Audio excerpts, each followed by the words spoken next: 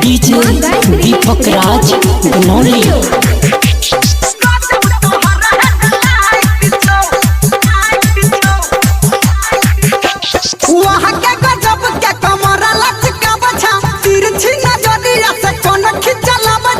Lehenga choli tight छौ है गई, लहंगा चोली टाइट छौ गेह छौरी। हाँ गेह छौरी गजब तोहरा हेडलाइट छौ, गेह छौरी गजब तोहरा हेडलाइट छौ। वहाँ के गजब के कमर लचका बछा, तिरछी नजरिया से कोन खिंचला बछा। लहंगा चोली टाइट छौ है गई, लहंगा चोली टाइट छौ गेह छौरी। हाँ गेह छौरी गजब तोहरा हेडलाइट छौ, गेह छौरी गजब तोहरा हेडलाइट छौ। डीजे दीपक राज गनौली। डीजे सुमित सतीश रईमा।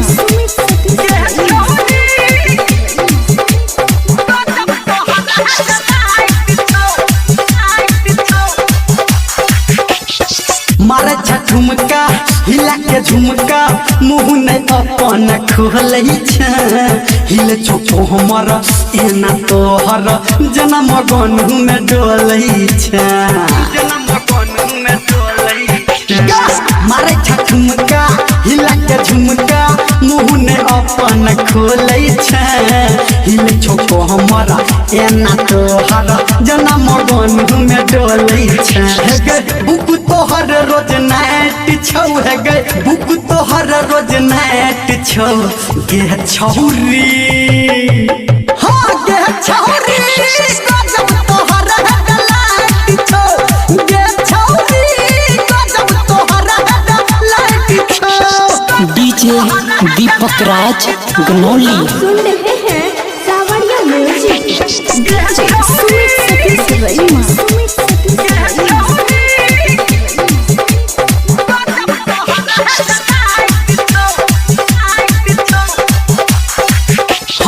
तोरे छोपहर गाँव में शहर तोरे छो खाली चर्चा गे। लाल ने हरियर कनियो बरियर तू छती खा मिर्चा गे।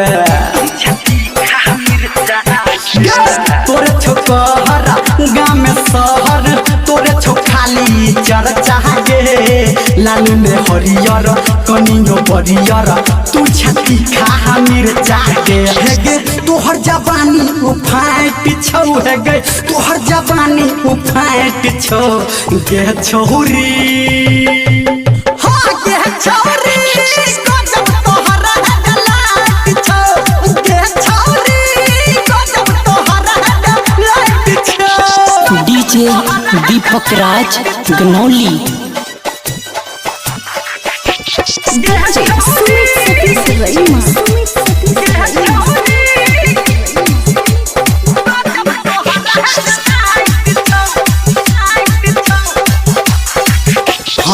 कसल इंजन तोहर गोरकी चहल करे छो बम बम गे। धर्मेंद्र नीरा मलिया कहो पूरे बदन तोहर गम गम गे। कसल इंजन तोहर गोरकी चहल करे छो बम बम गे। धर्मेंद्र नीरा मलिया कहो पूरे बदन छो बम बम गे। संजय गौतम राइट छौ है गई, संजय गौतम राइट छौ गे छौरी। गे छौरी गजब तोहरा हेडलाइट छौ, गे छौरी गजब तोहरा हेडलाइट छौ। डीजे दीपक राज।